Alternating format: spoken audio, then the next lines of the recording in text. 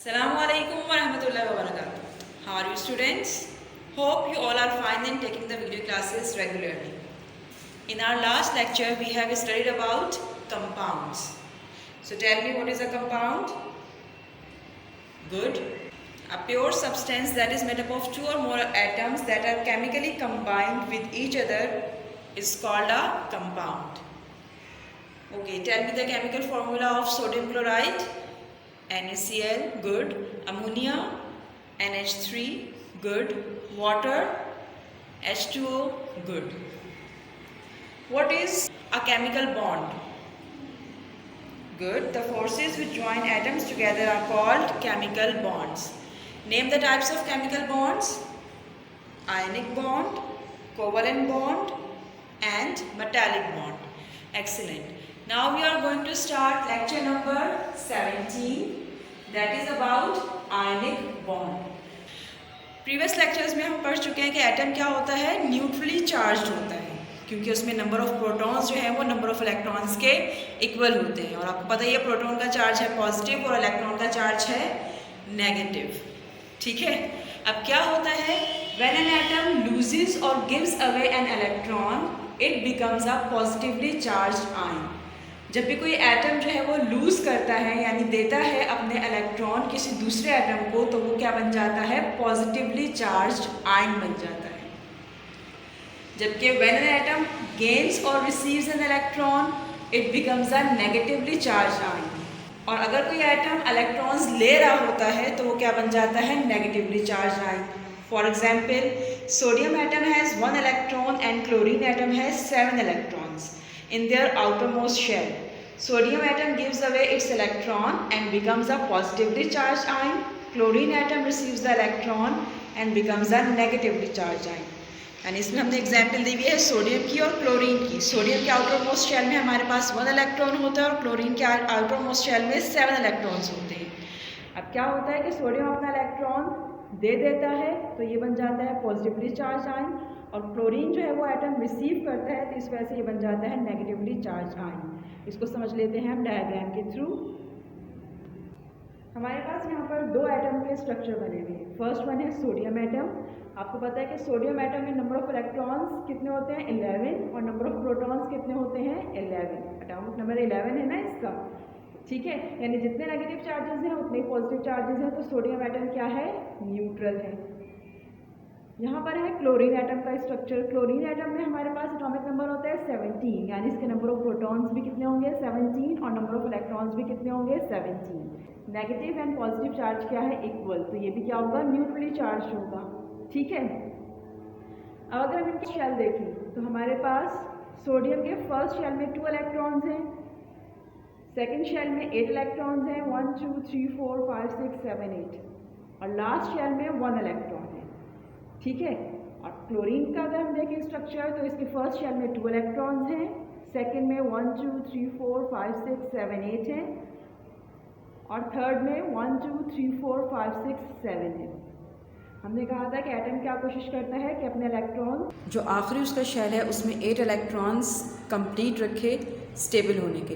तो इस कोशिश में अगर हम यहाँ पर 7 इलेक्ट्रॉन्स चाहिए सोडियम को, जबकि यहाँ पर कितने चाहिए, 1, तो क्या होगा कि सोडियम एटम अपना 1 इलेक्ट्रॉन किसको दे देगा, क्लोरीन एटम को। और जब ये अपना 1 इलेक्ट्रॉन क्लोरीन एटम को देगा तो क्या होगा, ये बन जाएगा सोडियम एटम से सोडियम आयन। ठीक है, और इसका चार्ज हो जाएगा पॉजिटिव। क्यों हुआ चार्ज पॉजिटिव, क्योंकि अब इसके पास आप देखिए फर्स्ट शेल में 2 इलेक्ट्रॉन्स हैं, सेकेंड शेल में 8 इलेक्ट्रॉन्स हैं, और थर्ड शेल इसका रिमूव हो गया, क्योंकि जो थर्ड शेल में 1 इलेक्ट्रॉन था वो ट्रांसफ़र हो गया क्लोरीन की तरफ।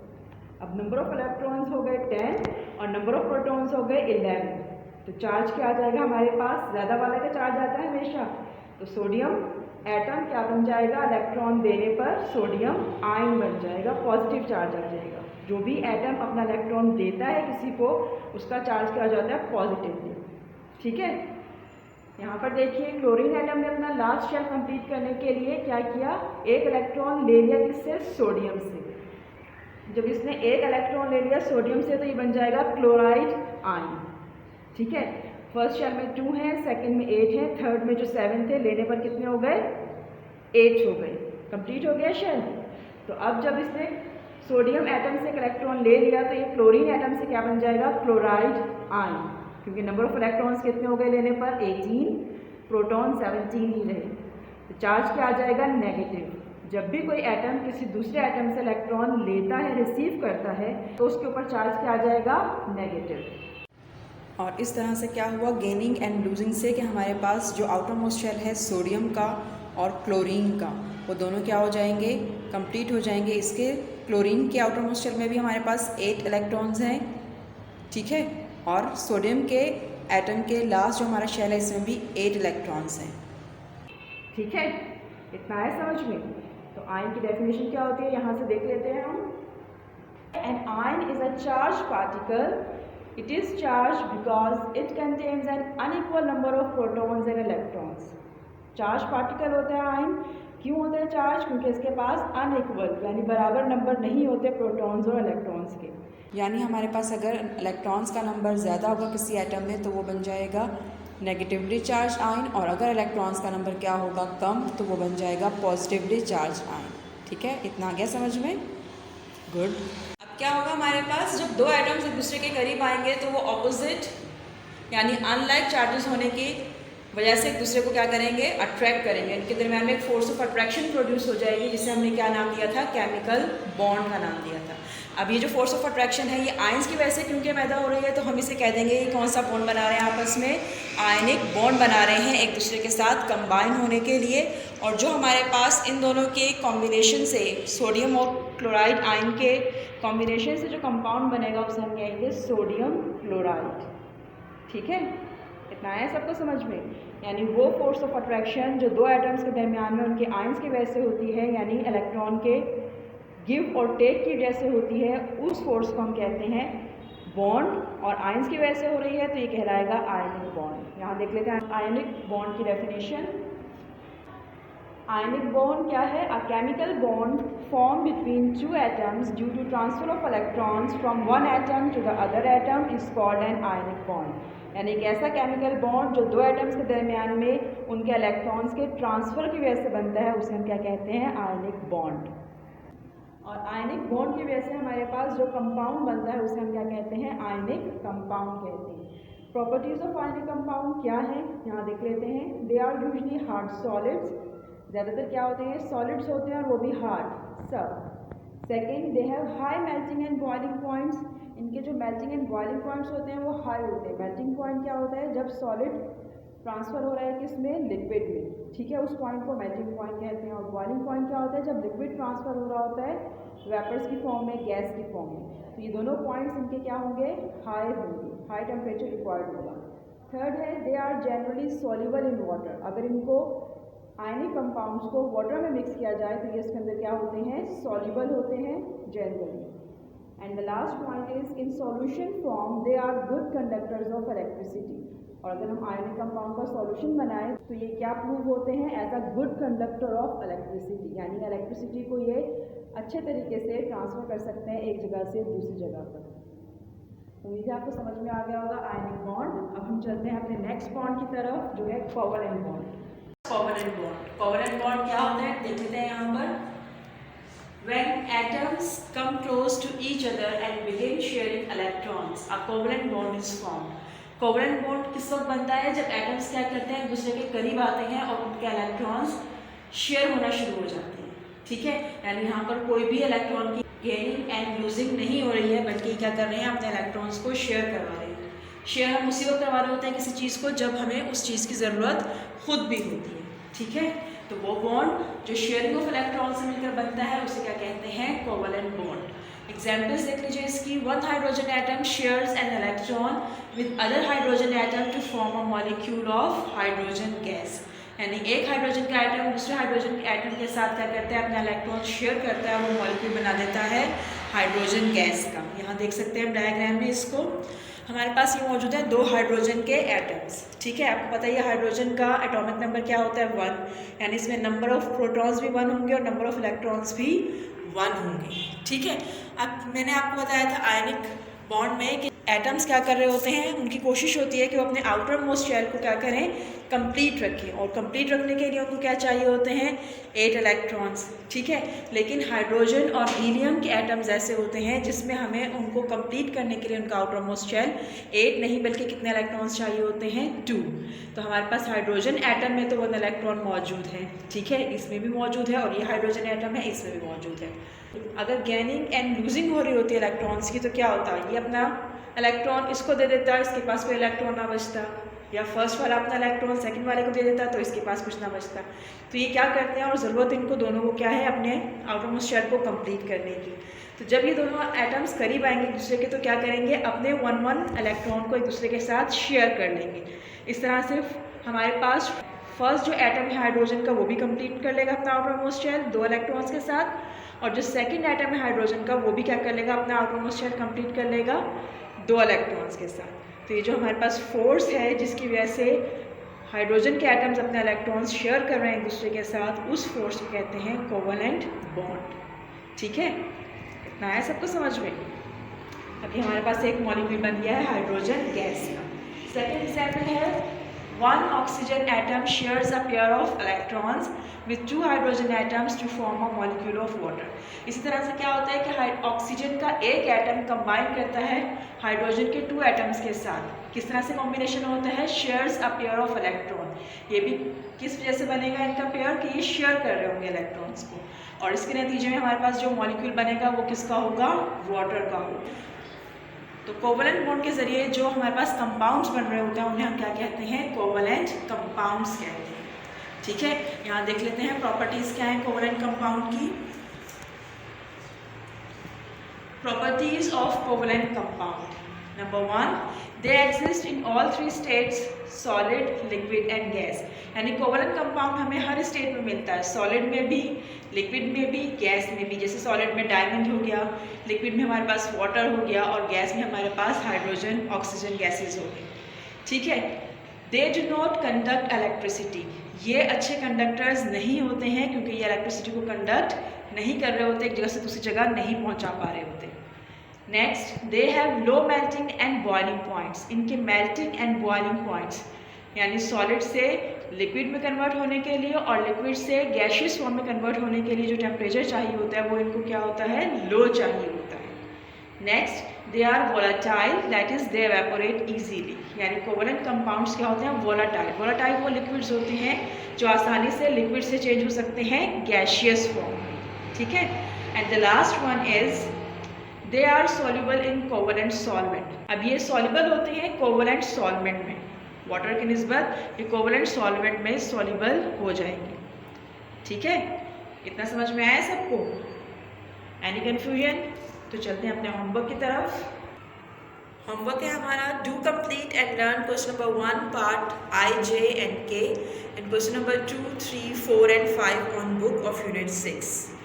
ये सब क्वेश्चंस आपको बुक में ही कंप्लीट करने हैं पेंसिल के साथ। आइए देख लेते हैं कैसे करना है।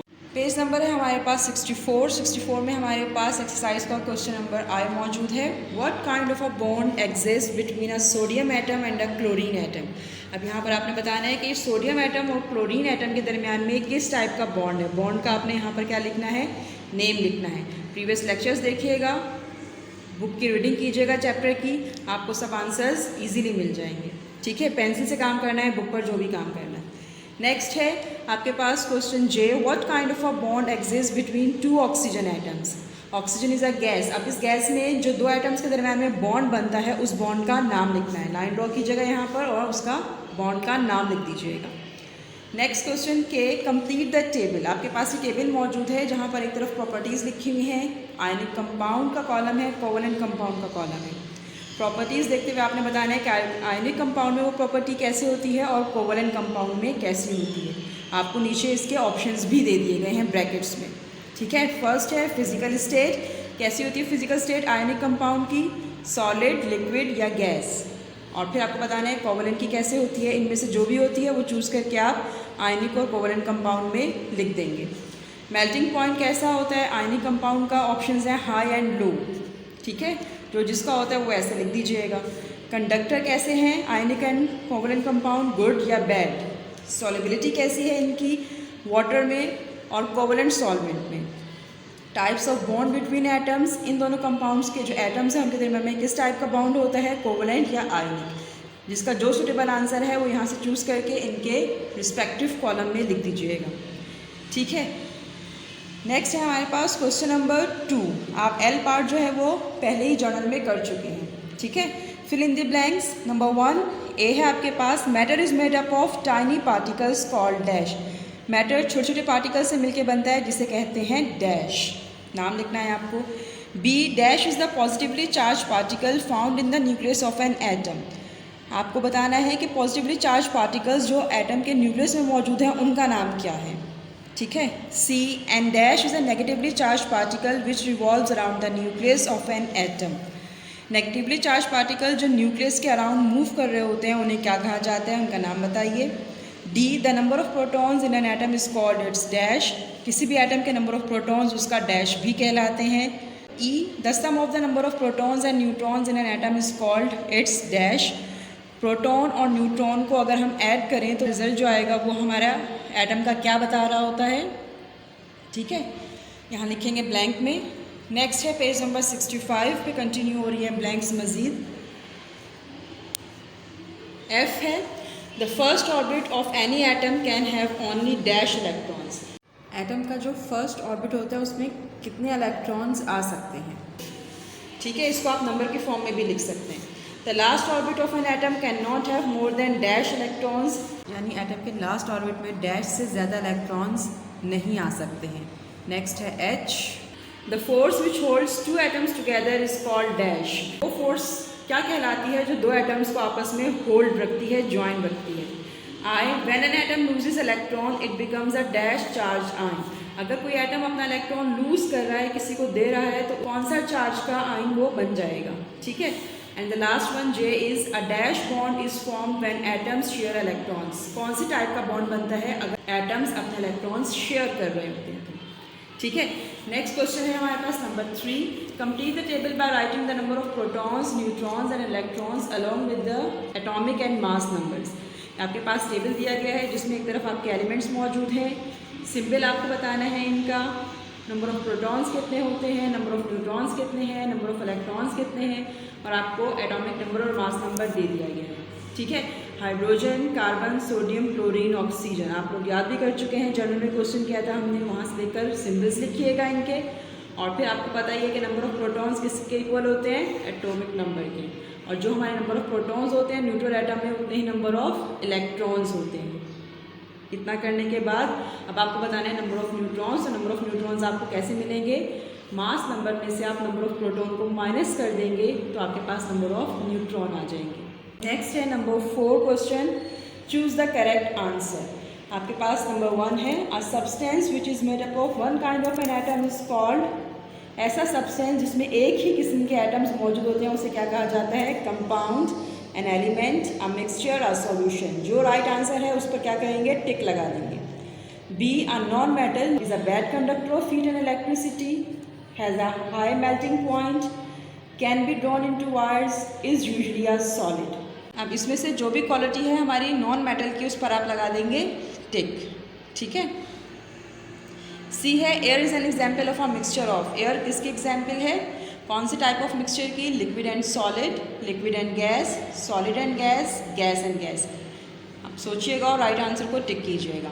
D, in A solution of sugar and water, sugar is, अगर हमने एक सॉल्यूशन बनाया है शुगर और वाटर का तो शुगर उसमें क्या है, सॉल्यूट, सॉल्वेंट, सेडिमेंट या emulsion.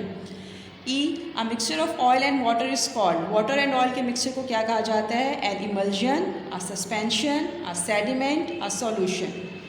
F, passing a solution through filter paper is called, filter paper के थ्रू हम अगर सॉल्यूशन को पास कर रहे हैं तो वो प्रोसेस क्या कहलाएगा, एवापोरेशन, डिस्टिलेशन, क्रिस्टलाइजेशन या filtration. G, coins are made up of mixture of, coins किस मिक्सचर के बने हुए होते हैं, नॉन मेटल्स के मिक्सचर के, गैसेस, मेटल्स या फिर लिक्विड्स। ठीक है, एच है, an element that can conduct electricity is called a, ऐसा एलिमेंट जो इलेक्ट्रिसिटी को कंडक्ट कर सकता है उसे हम क्या कहते हैं, सॉलिड, लिक्विड, नॉन मेटल या फिर मेटल्स। ठीक है, तो जो आंसर राइट होगा उस पर आप टिक लगाते जाएंगे। पेज टर्न कीजिए, 66 पेज।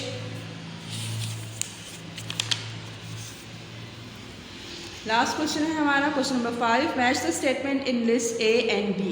ए एंड बी को अच्छी तरह पढ़िएगा और उसके बाद जिस के अकॉर्डिंग स्टेटमेंट होगी उसको मैच कर देंगे पेंसिल के साथ और आगे और पीछे एरो लगाइएगा। ठीक है, फर्स्ट है an element, a compound, a mixture, filtration, an emulsion, a solute, a sediment, metals. B हमारे पास है is formed by a chemical reaction. अब देखिएगा कि केमिकल रिएक्शन के ज़रिए क्या चीज़ बनती है, उसको उसके साथ मैच कर दीजिएगा। Is passing a mixture through filter paper. Filter paper के ज़रिए जो मिक्सचर पास हो रहा होता है उसी का कहते हैं। Is a layer form by the settling of particles at the bottom of the solvent. अब आपके पास जो लेयर सेटल हो जाती है सॉल्यूट के पार्टिकल्स के सॉल्वेंट में, वो क्या कहलाती है? Is a pure substance. Pure substance कौन है? Are good conductors of heat and electricity. इनमें से कौन होते हैं good conductors of heat and electricity? Is dissolve in a solvent. इनमें से कौन सी चीज़ जो है वो डिजॉल्व हो जाती है सॉल्वेंट में, उसे क्या कहते हैं? इस form when oil and water are mix. Oil और वाटर को मिक्स करने पर क्या बनता है इनमें से? Contain particles that are not chemically combined. ऐसे पार्टिकल्स किसके पास होते हैं जो केमिकली कंबाइंड नहीं होते। ठीक है, तो राइट आंसर को पहले चूज़ कीजिएगा और एक दूसरे से मैच कीजिएगा। ये हमारा यूनिट नंबर 6 हो चुका है ख़त्म। अब इंशाल्लाह नेक्स्ट क्लास में स्टार्ट करेंगे अपना नेक्स्ट यूनिट। तब तक के लिए अल्लाह हाफिज़।